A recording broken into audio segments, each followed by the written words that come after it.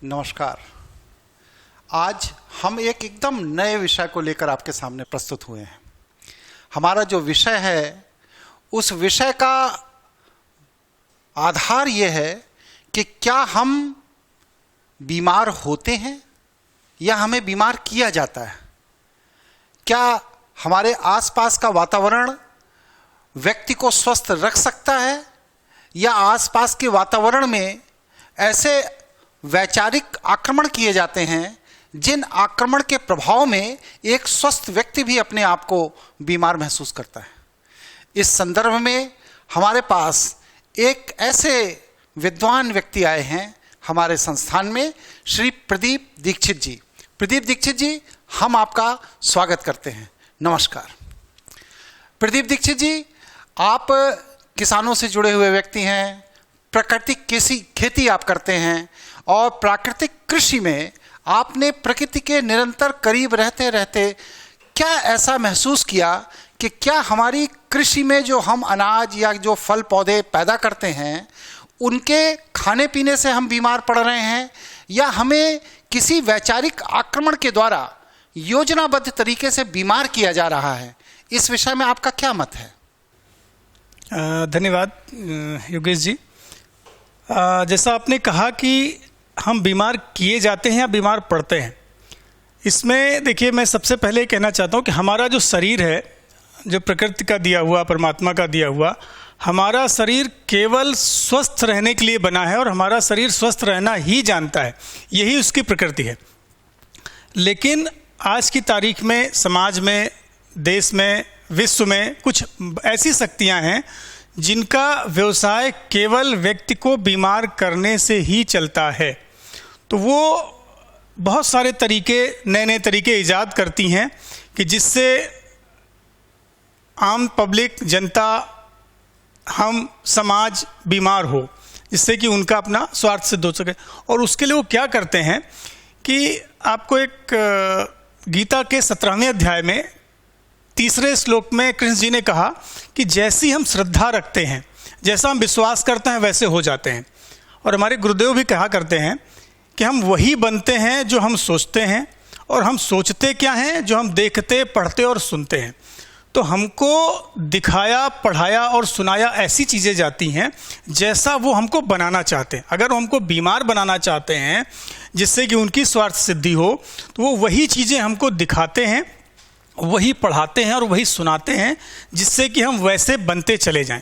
आजकल आप बहुत सारे टीवी विज्ञापन हैं या बहुत सारे सोशल मीडिया पे ऐसी चीज़ों पे केवल वो चीज़ें दिखाई जाती हैं कि हम बीमार हो रहे हैं या हम बीमार हो जाएंगे तो ये करेंगे, हमें बीमा पॉलिसी लेनी चाहिए, हमें बीमारी के लिए पैसे इकट्ठे करके रखना चाहिए, हम बीमार होने के बारे में ज़्यादा बताया जाता है, ना कि स्वस्थ रहने के बारे में। उसी तरीके से हम प्लान क्या करते हैं, हम अपने जीवन में प्लान करते हैं बीमारी के बारे में, अस्वस्थता के बारे में, कि हमारा एक्सीडेंट हो जाएगा तो हम क्या करेंगे, मेडिक्लेम ले लें, और हम बीमार हो जाएंगे तो क्या करेंगे, पैसे इकट्ठे करने चाहिए। हमें ये बताया ही नहीं जाता कि हम स्वस्थ कैसे रहें। आपका, मेरा मतलब आपका कहने का भाव जो मैं समझ पा रहा हूँ वो ये है कि कुछ लोग जो दवाई बनाकर बेचने का कार्य करते हैं वो क्या योजनाबद्ध तरीके से वैचारिक हमला करके हमको बीमार कर रहे हैं? आप ये कहना चाहते हैं? जी सर, बिल्कुल आपको यही कहना चाहता हूँ, क्योंकि आज की तारीख में आप देखिए जितनी स्वास्थ्य की सुविधाएं बढ़ती चली जा रही हैं, बीमारियां उतनी बढ़ती चली जा रही। बड़ी बड़ी मशीनें आती चली जा रही हैं कि हमारी बीमारियों को कैसे वो टेस्ट करें, शरीर को टेस्ट करें, और हमको जितनी सुविधाएं बढ़ रही हैं स्वास्थ्य के क्षेत्र में उतनी ज़्यादा बीमारियां बढ़ती जा रही हैं। जिसे हम कोरोना कह रहे हैं, ये कोरोना तो जानलेवा है, इस पर प्रतिक्षण प्रतिदिन रिपोर्ट बनती है, शासन प्रशासन से लेकर के वो विश्व स्वास्थ्य संगठन तक इसकी रिपोर्टिंग कर रहा है।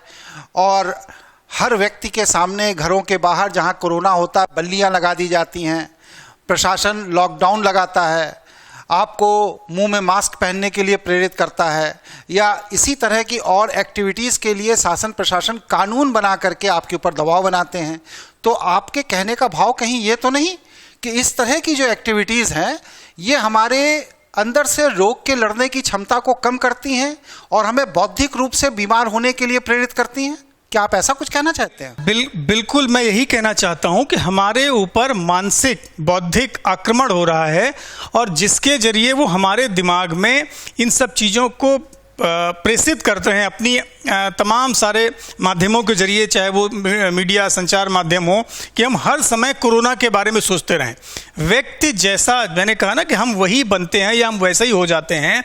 आज से 5000 साल पहले कृष्ण जी ने अगर गीता में कहा था ये चीज़ कि जैसी हम श्रद्धा रखते हैं वैसा ही हम होते चले जाते हैं, तो अगर हम कोरोना में श्रद्धा रखेंगे तो कोरोना हमको होगा। अच्छा, मतलब ये है आपका कहना कि कोरोना सोचने से कोरोना होता है? सर, प्रत्येक कार्य जो भी हम अपने जीवन में करते हैं उसकी शुरुआत सबसे पहले, हम आईएएस भी अगर बनते हैं या कोई भी विद्वान या डॉक्टर बनते हैं तो उसकी शुरुआत सबसे पहले सोचने से होती है। जैसा हम सोचेंगे वैसे ही हम बनेंगे। और हम सोचेंगे क्या? जो हमारे आसपास का माहौल होगा, जैसा हमको दिखाया पढ़ाया जा रहा होगा, सुनाया जा रहा होगा, उसी को हम सारा दिन अपने दिमाग में मंथन करते रहेंगे और धीरे धीरे वो चीज़ें हो जाएंगी।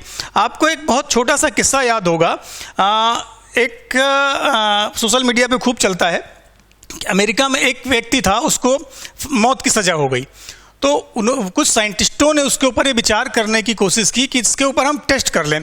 तो उससे कहा कि भैया देखो, हमेशा तो आपको डेथ चेयर पे बांध के मौत दी जाती है, इस बार आपको हम सांप के डसने से मारेंगे। तो उसने कहा ठीक है भाई, हमको तो मरना ही है, चाहे जैसे आप मारो।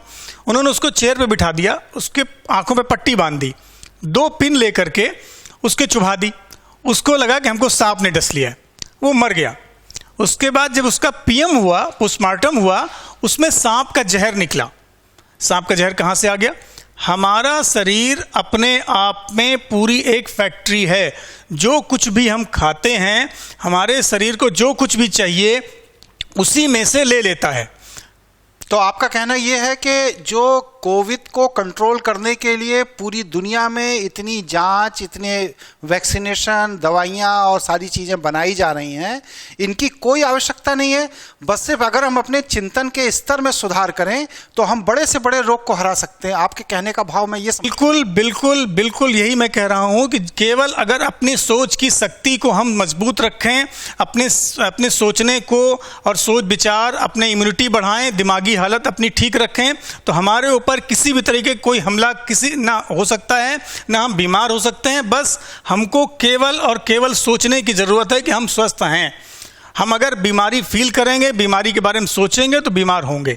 और इस पर खान पान का भी असर पड़ता है। खान पान का असर पड़ता है।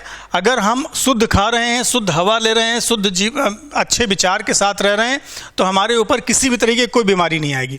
खान पान में क्या है भाई, आप ये समझिए सर कि जो कुछ भी हमको खिलाया जा रहा है वो उसी प्लानिंग के तहत खिलाया जा रहा है मार्केट में कि हम बीमार कैसे। आपको बताऊं, मैं कहना चाहता हूं, बिल्कुल खुलेआम कहना चाहता हूं कि जितनी बड़ी इंडस्ट्री हमको स्वस्थ रखने की है, उससे कहीं बड़ी इंडस्ट्री हमको अस्वस्थ रखने की, हमको बीमार रखने की चलती है, जिसमें सारी संस्थाएं जानती।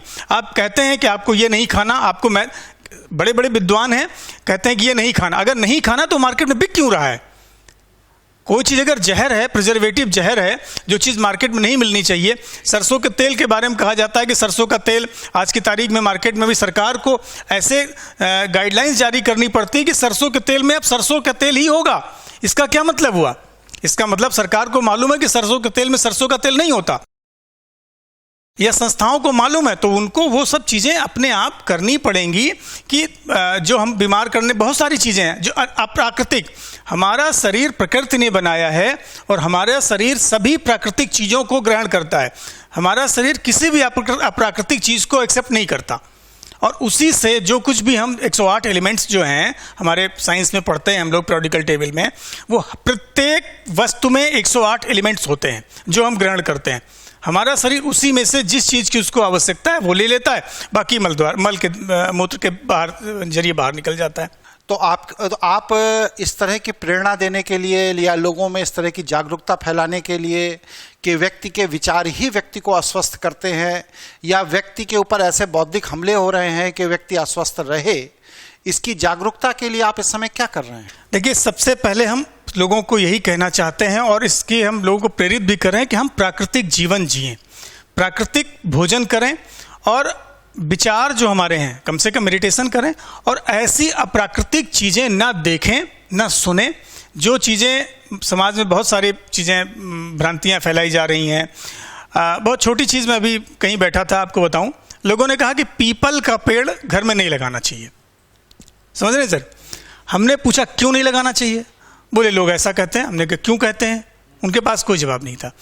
या ऐसे ऐसे चीज़ें जो हमारे लिए कभी अच्छी होती हैं, अच्छी थी, कहते हैं उनको अपने आसपास नहीं। कहते हैं लोग कि महाभारत घर में नहीं रखना चाहिए, इससे क्या होता है, घर में झगड़ा होता है। मतलब ऐसी ऐसी भ्रांतियाँ धीरे धीरे फैला दी गई कि जो चीज़ें हमारे लिए अच्छी थी कभी, वो अब बुरी हो गई, जो बुरी थी वो आज की तारीख में अच्छी हो गई। ऐसे ऐसे पौधे, ऐसे ऐसे प्लांट जो जंगली हैं, जो हमारे आसपास नहीं होने चाहिए थे, अब धीरे धीरे वो लगाए जाने लगे। जिन पौधों का कोई महत्व नहीं है, टॉक्सिक प्लांट्स हैं, अलिस्टोनिया और ये फाइकस और ये जो रंगीन पत्तों वाले लगते हैं क्रोटन, इन पत्तों का कोई यूज नहीं है। लोग कहते हैं कि ये अच्छे लगते हैं इसलिए घर में लगाते हैं। भैया अच्छे क्या लगते हैं? हमारा बरगद, तुलसी और पकड़िया, ये सब क्या खराब लगते हैं? तो हमारे ऊपर जो है कि बौद्धिक अटैक ही कह सकते हैं, हमला ये है कि बुरी चीज़ को अच्छी, अच्छी चीज़ को बुरी बता करके हमको ऐसे मायाजाल में फंसा दिया गया। और उसमें भी जो हमको भोजन दिए गए, जैसे आपको मालूम होगा अजीनोमोटो एक पदार्थ है आज की तारीख में प्रत्येक खान पान की चीज़ों में पड़ता है। उसका वो है टेस्ट इन्हेंसर, मतलब हमारे दिमाग को कंफ्यूज कर देता है कि क्या अच्छा है क्या बुरा। तो जब हम उसको खाते हैं तो हमारे शरीर के सारा सिस्टम कंफ्यूज हो जाता है, वो कुछ भी बुरी चीज़ खा लेगा। बहुत सारी ऐसी चीज़ें हैं। हम टूथपेस्ट में अपने फ्लोराइड इस्तेमाल करते हैं। फ्लोराइड का केवल एक ही काम है, मानसिक गुलाम बनाना। हमारी शुरुआत ही फ्लोराइड से होती है। फ्लोराइड अगर आप लेते हैं तो आपके सोचने समझने की क्षमता खत्म हो जाती है। फिर आपने टीवी में देखा कि ये फिल्मी कलाकार कह रहा है कि ये चीज़ अच्छी है, तो आप उसको अच्छी मान लेंगे। आप अपने दिमाग से कभी नहीं सोचते ये फ्लोराइड से प्रभावित होने की वजह से है कि ये सही कह रहा है या गलत कह रहा है। हमारी सारी तर्क शक्ति, सारी सोचने समझने की शक्तियाँ सब छीन हो गई हैं, जिसकी वजह से ऐसा। लेकिन अभी भी कुछ नहीं बिगड़ा है, हम बहुत अच्छे हैं, हमारा शरीर बहुत अच्छा है, समाज बहुत अच्छा है, बहुत अच्छे लोग भी हैं। हमें उनको देखना, समझना और फॉलो करना चाहिए, जिससे कि हम अच्छी अच्छी चीज़ें देखें, पढ़ें। बाकी हमारे हाथ में भी है, हम चाहें तो बहुत कुछ कर सकते हैं।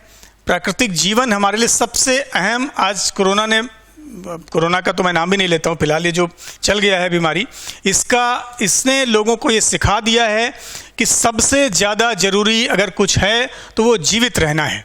और जीवित हम तभी रह सकते हैं जब हम प्रकृति के साथ प्राकृतिक तरीके से रहेंगे। ठीक है प्रदीप जी, आप मेरे कार्यक्रम में आए, आपने अपना समय दिया, लोगों को दिशा दी, और समाज का जो मार्गदर्शन आप कर रहे हैं, इसके लिए समाज सदैव आपका ऋणी रहेगा। और मैं प्रदीप जी की तरफ से भी ये कहना चाहता हूँ कि मैं इनके इस विचार से पूरी तरह सहमत हूँ कि आज हम जो भी बीमारी ओढ़े हुए हैं, ज़बरदस्ती ओढ़ाई गई है, वह मेरे ऊपर वैचारिक हमले के द्वारा ओढ़ाई गई है। इसलिए मेरे ऊपर बौद्धिक आक्रमण करने वालों को पहचानिए, उनसे दूर रहिए और स्वस्थ रहिए। इसी शुभकामनाओं के साथ नमस्कार।